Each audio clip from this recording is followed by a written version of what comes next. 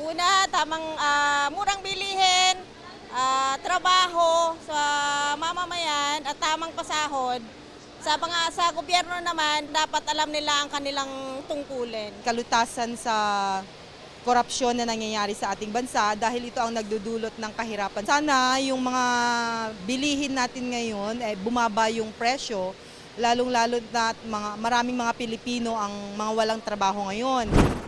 Mas mababang presyo ng bilihin, pagsugpo sa katiwalian at paglikha ng mas maraming trabaho. Ito ang pangunahing hangad ng mga Pilipino na tugunan ng gobyerno para sa kanilang komunidad. Base sa survey ng Pulse Asia na kinomisyon ng think tank na Stratbase. May 1,200 respondents ang survey na ginawang mula December 12 hanggang 15, 2025. Panahong mainit ang usapin sa mga maanumalyang flood control projects. 38% ng respondents naniniwalang ang pagpapababa ng presyo ng bilihin ang pinaka-urgent na dapat gawin ng gobyerno. 31% ng respondents ang nagsabing dapat sugpuin ang katiwalian para mapaganda pa ang serbisyo ng gobyerno. 21% ang nagsabing dapat lumikha ng mas maraming trabaho at pagkakakitaan. At 10% ang nagsabing dapat maging accessible ang edukasyon at healthcare.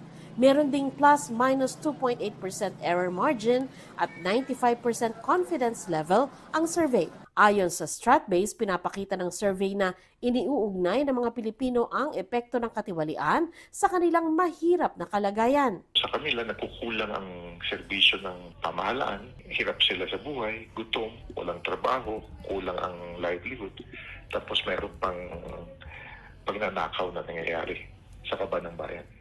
Makikita rin daw sa survey na umaasa ang mga Pilipino sa gagawing hakbang ng gobyerno sa pagpapanagot sa mga sangkot sa katiwalian habang tinutugunan din ang kanilang mga economic concern. On top of their concern is really affordability. But side by side with that is reality na kailangan harapin ang pagnanakaw, may panagutin, kasi kundi hindi masuresolve rin ang hirap ng kabuhayan ng tao. Because they feel the economy is driven by government actions and activities. Ayon sa Stratbase, regular silang nagpapagawa ng survey na ganito na maaring magamit ng gobyerno bilang gabay ngayong 2026. This should be seen as a guide moving forward to 2026. These are the voters, these are the general public, these are your consumers, diba? That means they define what Philippine society is today. Kinukuha pa namin ang reaksyon ng Malacanang kaugnay dito pero wala pa silang tugon sa ngayon. Sandra Aguinaldo, nagbabalita para sa GMA Integrated News.